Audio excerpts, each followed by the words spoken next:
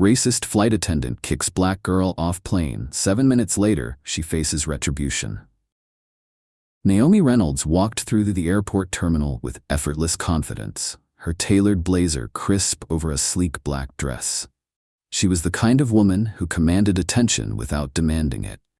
In one hand, she carried a leather laptop bag, and in the other, her first-class boarding pass. She had taken this route countless times before, flying for work and meetings, always organized, always professional. Today was supposed to be no different. As she approached the boarding gate, the flight attendants greeted her with polite smiles.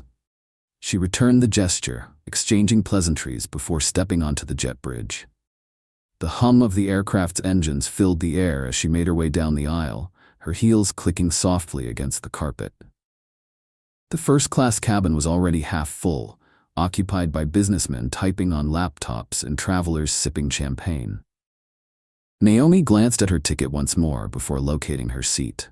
She slid into her assigned spot, setting her bag carefully beside her and retrieving a small notebook from inside. She wasn't one to waste time. As she settled in, she barely noticed when Heather Collins, one of the flight attendants, walked past, scanning the cabin with a practiced eye. Heather had worked for the airline for years and prided herself on maintaining the order and exclusivity of first class. She paused mid-step when she spotted Naomi, her gaze lingering a little too long. Something about Naomi's presence unsettled her, though she couldn't quite pinpoint why. Her expression tightened as she stepped closer. "Excuse me, ma'am," Heather said, her tone polite but laced with an edge. "May I see your boarding pass?" Naomi looked up, surprised but unfazed. She nodded, offering the slip of paper without hesitation. Heather examined it quickly, her eyes scanning the seat number. A flicker of confusion, or perhaps disbelief, crossed her face. "This is for first class," Naomi said evenly, reading the hesitation in Heather's expression.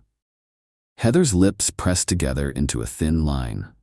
She hesitated for a moment before handing the boarding pass back. "Enjoy your flight," she said, but there was something about her tone, something rigid, restrained. Naomi held her gaze for a second longer than necessary, her eyes sharp and unreadable. Then she gave a small, polite smile and returned to her notes. She had no interest in a confrontation. Heather, however, was not done. As Naomi resumed writing, she didn't notice Heather walking to the front of the cabin, where she whispered something to another flight attendant. From the corner of her eye, Naomi caught glimpses of their subtle glances in her direction. A slow, uneasy realization settled in. Something was about to happen, and Heather Collins was making sure of it. Naomi Reynolds kept her expression neutral, her focus on the notebook in her lap, but she felt the shift in energy around her. It was subtle at first, whispers between flight attendants, quick glances in her direction. She was used to navigating difficult spaces, used to being the only black woman in certain rooms. She had seen this kind of scrutiny before. She didn't have to look up to know that Heather Collins was still watching her. A few minutes passed before Heather returned, this time with a more authoritative presence. Naomi could tell by her squared shoulders, the forced politeness in her voice, whatever was about to happen, Heather was determined to make it so. "Miss Reynolds, could you step aside for a moment?" Heather asked, her voice carrying just enough volume for other passengers to take notice. Naomi blinked, surprised but composed. She glanced at Heather, then at the curious eyes now darting toward her from across the first-class cabin. Slowly she closed her notebook and slipped it back into her bag. "Is there an issue?" she asked evenly. "We need to verify something regarding your seat assignment," Heather said, her smile thin and unconvincing. Naomi tilted her head slightly, assessing Heather's body language. This wasn't a request, it was a demand disguised as protocol. Still, Naomi had long since learned to choose her battles wisely.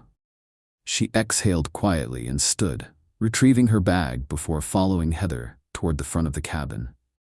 The murmurs began almost instantly. Passengers exchanged looks, some pretending not to notice, others watching intently. Naomi was keenly aware of how this must look, a poised black woman being escorted out of first class by a flight attendant. She could feel the silent judgments forming, assumptions taking root. Heather led her toward the galley, away from the other passengers. The walls felt closer here, the space more confined. Then came the words Naomi had been expecting. "I'm going to have to ask you to move to a different seat, Miss Reynolds. There appears to have been a mistake with your booking." Naomi's jaw tightened slightly. There it was. "A mistake?" she repeated, her voice cool but firm. "I booked this ticket weeks ago. I have the confirmation. There's no mistake." Heather didn't flinch. She had already made up her mind. "I've checked the system. Unfortunately, this seat isn't available to you." A beat of silence passed.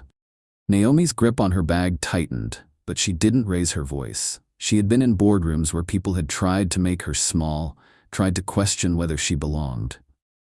And each time, she had made it clear that she did.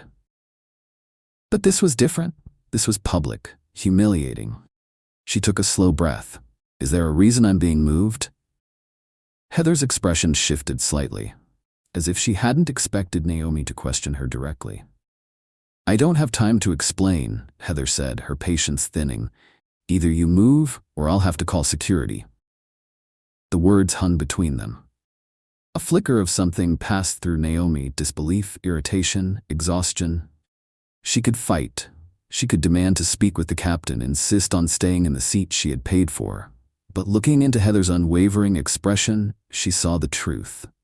Heather wanted this fight, and Naomi refused to give it to her. So instead, she nodded once. A quiet storm was already forming behind her eyes.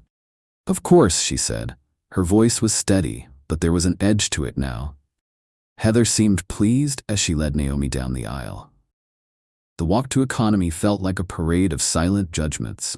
Some passengers averted their eyes, while others openly watched. She heard the whisper of an elderly woman a few rows ahead. "What do you think she did?" Naomi kept her head high, her posture unshaken. She wasn't the one who should be embarrassed. Heather gestured toward a middle-row seat in the main cabin. Naomi placed her bag beneath the seat and settled in without a word. Heather hesitated for a moment, perhaps expecting some final protest, but Naomi simply looked out the window, her expression unreadable.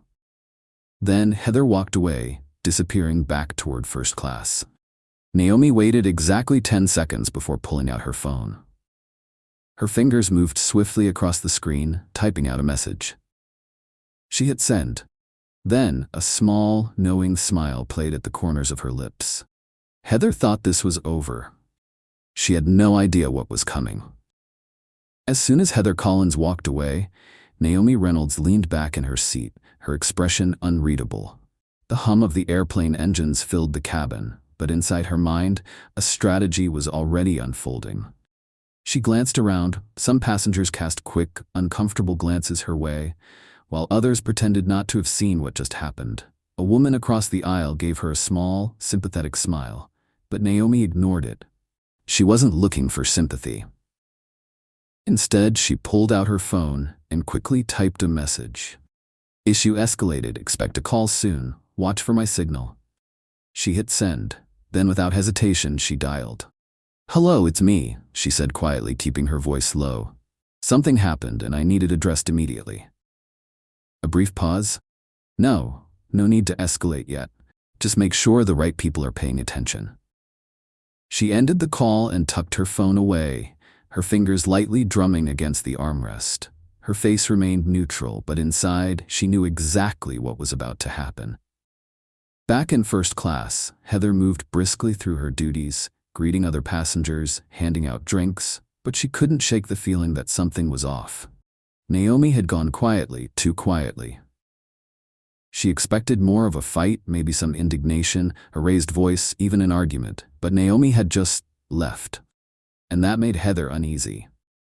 She glanced toward the galley, where Mark Simmons, the senior flight attendant, was preparing refreshments.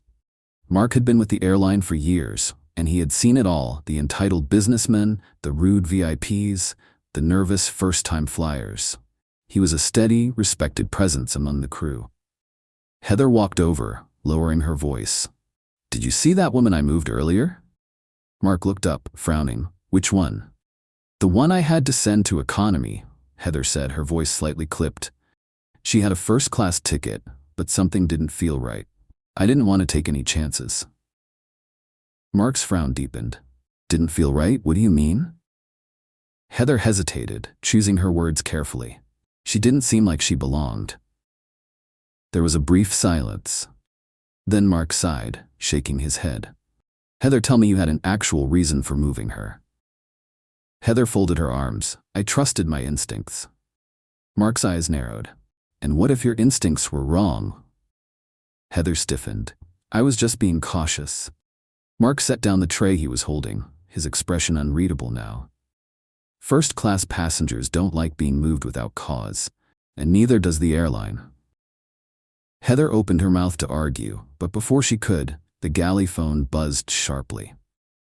Mark picked it up, listening for a moment before turning to Heather. It's for you. Heather's stomach dropped. She took the phone hesitantly. This is Heather. The voice on the other end was calm but firm. This is the airline's executive office. We've received a direct complaint regarding a first-class passenger. We need you to provide a full account of what happened. Effective immediately.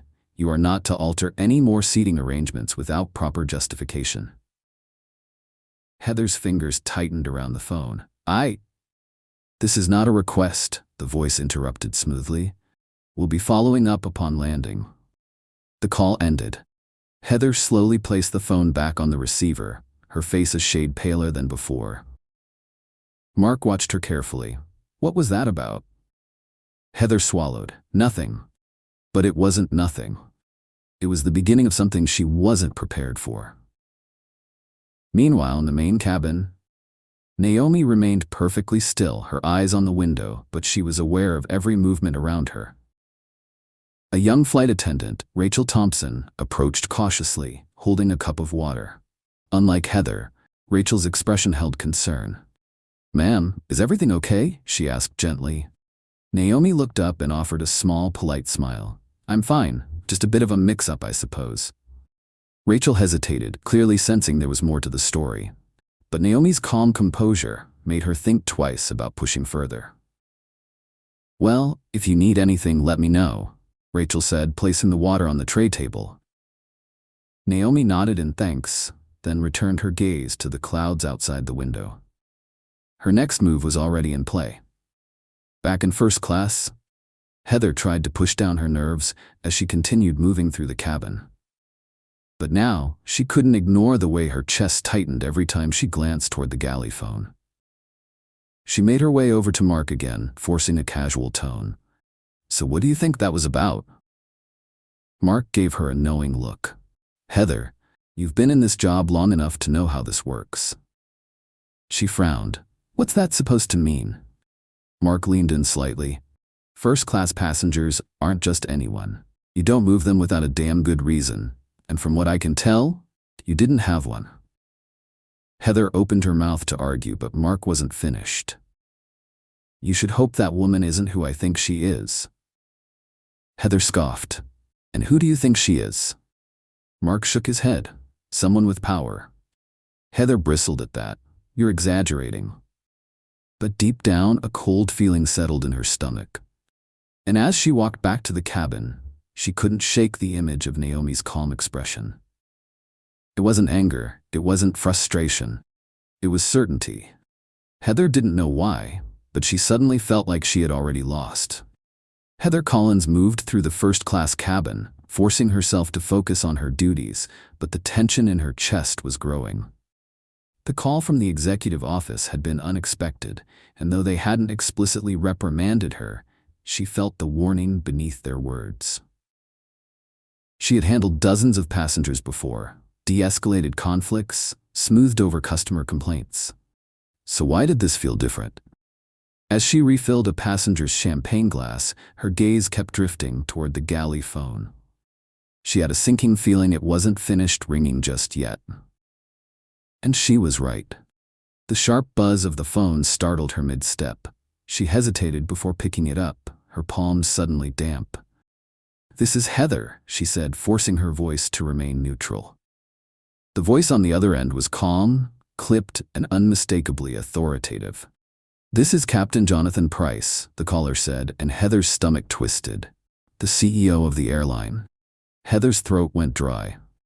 "Sir, we received a direct complaint about your handling of a first-class passenger," Price interrupted, wasting no time. "You will be required to provide a written report detailing the exact reasons for her removal." Heather's breath caught. I was following procedure," she managed to say. "Then you should have no problem putting that in writing," Price replied smoothly.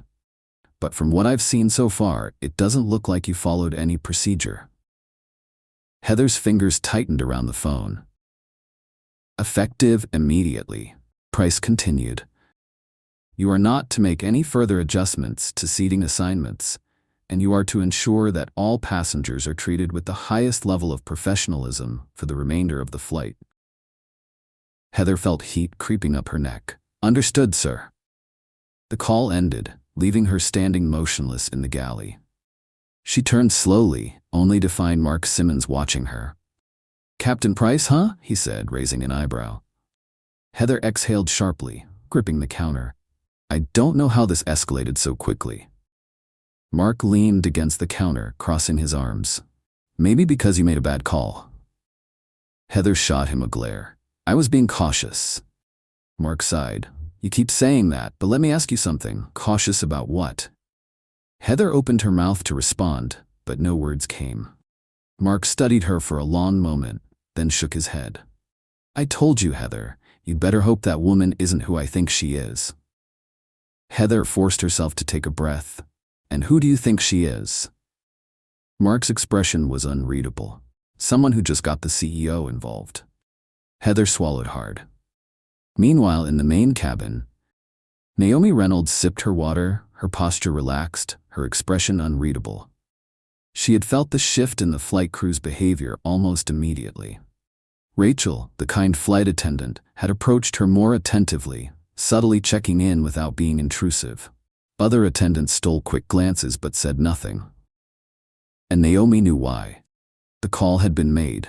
The wheels were turning. She checked her phone discreetly. A new message had appeared. "Call received, they're handling it, stay patient."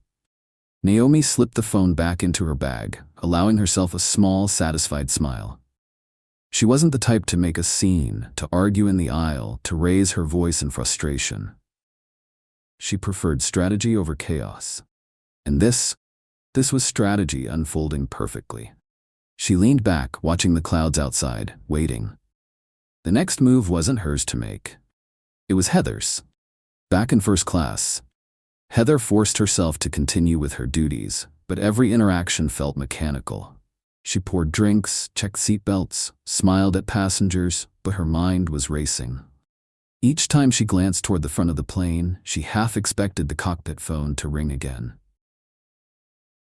Her anxiety was confirmed when, just minutes later, the intercom crackled to life. "This is Captain Price." The smooth, authoritative voice filled the cabin. "We'd like to thank all of our passengers for flying with us today. If there's anything our crew can do to ensure your comfort, please do not hesitate to ask." Heather's heart pounded. That wasn't a routine announcement. It was a warning, a message not to the passengers but to her. Her hands trembled slightly as she set down a tray and exhaled. She needed to fix this. Now. But in the main cabin, Naomi simply smiled, because Heather didn't realize there was no fixing this. Not anymore. Wronged. She was someone used to holding power. Heather took a small step back. "If there's anything else I can do to make this right, please let me know," she said, voice slightly unsteady. Naomi's lips curved into a faint smile. "I believe the airline will address this appropriately after we land." Heather's pulse quickened. She suddenly felt like the ground beneath her was crumbling. The worst part? She knew Naomi was right. As the plane began its descent, Heather Collins' stomach twisted into knots. The past hour had been a blur, but one thing was clear: she had lost control of the situation. From the moment she had removed Naomi Reynolds from first class, she had been so certain she was just following her instincts. But now, Her instincts had led her straight into a disaster. Passengers shuffled in their seats, fastening their belts, preparing for landing. Naomi, however, remained perfectly still, her expression unreadable. Heather stole one last glance at her, searching for some kind of clue, some sign that this wasn't going to escalate further. But Naomi had already made her move. As soon as the plane touched down and taxied toward the gate, the intercom chimed. "Ladies and gentlemen, welcome to our destination. Please remain seated until the seatbelt sign is turned off. Cabin crew, prepare for arrival." Heather's hands clenched at her sides. She felt exposed, like a spotlight had been placed directly on her. She forced herself to continue the landing procedures, checking overhead compartments, ensuring passengers remained seated, but she couldn't shake the weight pressing on her chest. Then it happened. Just as the aircraft door opened and passengers began to stand, 2 uniformed security officers stepped onto the plane. Heather's breath caught in her throat. They didn't hesitate. They walked directly toward the galley. A sinking realization settled in her stomach. They were looking for her. One of them, a tall officer with a firm but neutral expression, spoke her name. "Heather Collins? We need to have a word with you." The surrounding passengers fell silent. Even the normal shuffling and murmuring stopped as eyes darted toward the front of the plane. Heather's face burned. She felt trapped. "What is this about?" she asked, her voice weaker than she intended. The officer remained professional but firm. "We've received a report regarding an incident on this flight. We need you to come with us for questioning." Heather swallowed hard, her gaze darting to Mark Simmons, the senior flight attendant. He said nothing. He just gave her a slow, knowing look. With no other choice, Heather nodded stiffly and stepped forward. As she was led off the plane, her mind raced. And in the main cabin, Naomi watched calmly, without a word. Heather had thought the flight ended on her terms. She had never been more wrong.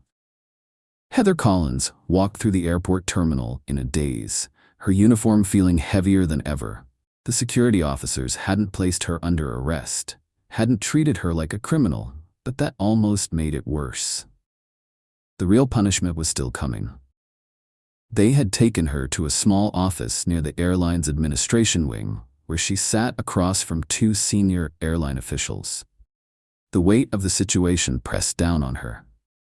"Miss Collins, let's get straight to the point," one of them, a woman with sharp features, began. "You removed a first-class passenger from her assigned seat without cause. Would you like to explain why?" Heather swallowed hard. "I had a gut feeling," she started, then immediately regretted her words. The 2 officials exchanged a knowing glance. "A gut feeling?" The second official, a middle-aged man with glasses, repeated. "Was there any violation of airline policy? Did she create a disturbance?" Heather hesitated. "No, but—" "Then why did you remove her?" the woman pressed. Heather felt her pulse pounding in her ears. She had no answer. Silence stretched between them, thick and suffocating. The man sighed, leaning forward. "Miss Collins, we have reviewed the flight records, the crew's reports, and most importantly, the direct complaint filed by the passenger in question." He slid a document across the table. Heather didn't have to read it to know what it said. "Effective immediately, you are suspended pending a full review," the woman announced. "Until further notice, you will not be permitted to work on any scheduled flights." Heather's stomach dropped. This is a misunderstanding," she tried, her voice cracking slightly. The woman's gaze didn't waver. "The only misunderstanding here was yours." Heather sat frozen, her mind spiraling. As she was escorted out of the room, the reality sank in. She had always thought of herself as a good employee, someone who followed protocol, someone who knew the job inside and out. But today, she hadn't followed protocol. She had followed bias. And now she was paying the price. As Heather Collins walked out of the disciplinary hearing, her suspension sinking in, Naomi Reynolds was already 3 steps ahead. She sat in a private conference room at the airline's corporate office, calmly reviewing a document sent directly from the CEO's office. Across the table, Jonathan Price, the CEO himself, folded his hands and watched her carefully. "We take these complaints seriously, Miss Reynolds," Price began, his voice carefully measured. "And we want to assure you that this will be handled properly." Naomi exhaled quietly, setting the document down. "Handling it properly means more than just firing one employee, Mr. Price." Price hesitated. "We're already conducting a review of the incident. What else would you like us to do?" Naomi leaned forward slightly, her presence commanding the room, without needing to raise her voice. "This isn't just about me," she said. "It's about the system that allowed this to happen in the first place." Price listened, but Naomi could see the flicker of discomfort in his eyes. He had dealt with complaints before, but never from someone like her. Naomi tapped the document in front of her. "You have a reputation to protect, a brand to maintain, and as it stands, this isn't just an internal matter anymore." Price shifted slightly. He knew she was right.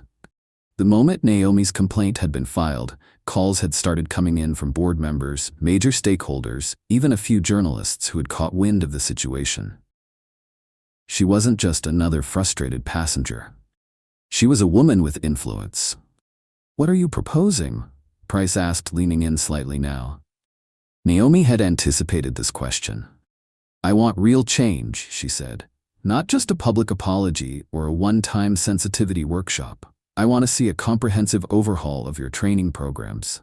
I want clear accountability measures for situations like this, and I want to ensure that this never happens to anyone else."